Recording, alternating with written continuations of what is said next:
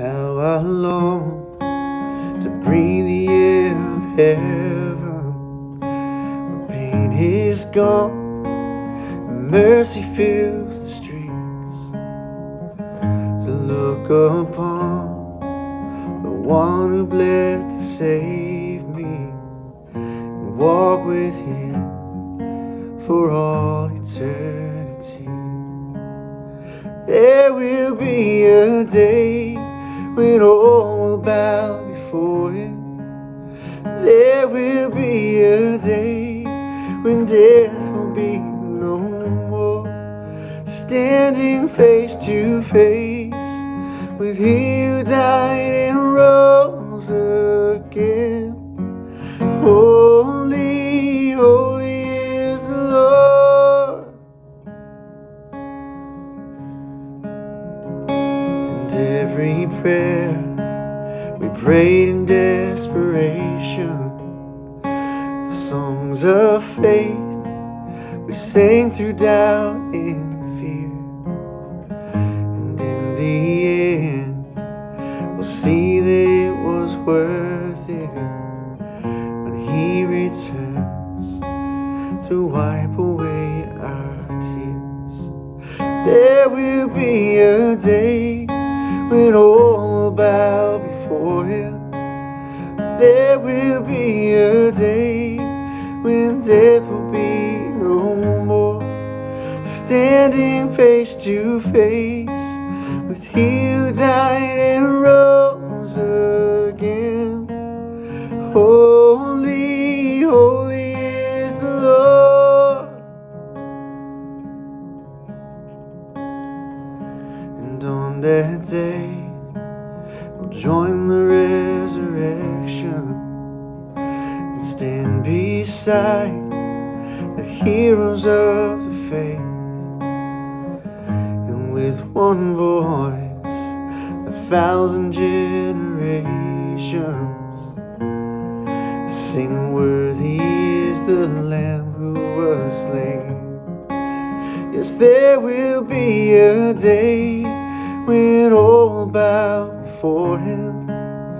There will be a day when death will be no more, standing face to face with he who died and rose again.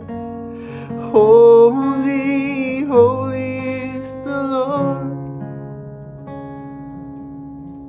It's hard to imagine a completely faithful person because we're so fickle. Like we change so often as humans.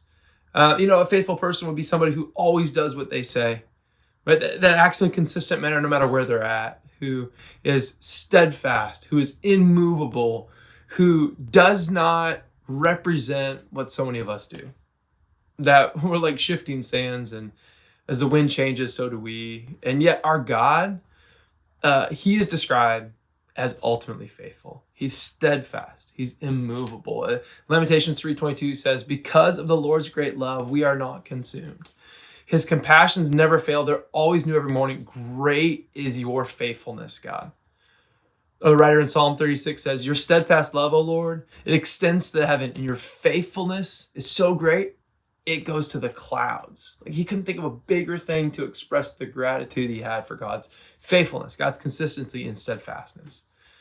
And yet what we experience so often in our life is we want that, right? We want to be little imitators of our God who is ultimately faithful. And so we strive for faithfulness. And in fact, one of the hallmarks of a maturing Christian is that they would be found more faithful over time. And so what challenges you, right? What stands in the way of you being the same person in different places? Fear? Being found out? Like letting your true identity show? What holds you back from letting your word be yes when it's yes, and let your word be no when it's no?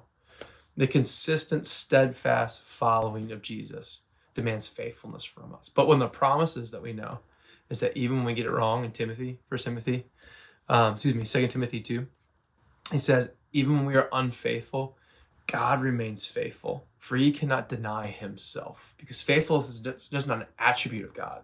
It is who he is. So let it be said of you today that that's who you are too. Faithful, steadfast, immovable, following a steadfast, immovable God. God, we love you. Help us today to be consistently the same. Even to the fact of it being boring for others to know that we are predictable in how we follow you because we say what we're going to do and we live the way we're going to live. We love you, God. Help us. Amen.